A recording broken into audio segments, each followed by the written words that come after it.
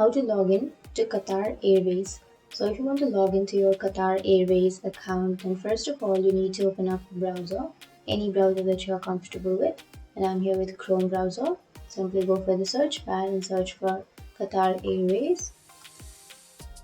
And after searching, go for the first search, which is www.qatarairways.com, and go for login or sign up, which is here on the upper right. And then to log into your account, it will automatically take you to the login page.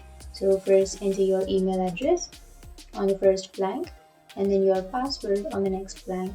But if you forgot your password, then you can go for forgotten password, and then you can reset or recover your password.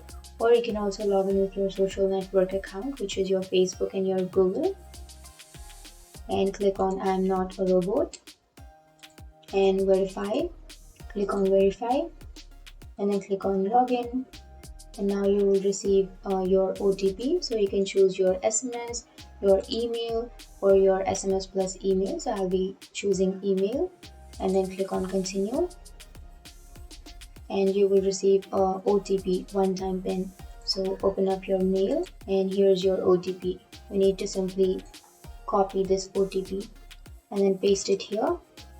And after entering the OTP, click on verify, and your OTP has been successfully verified.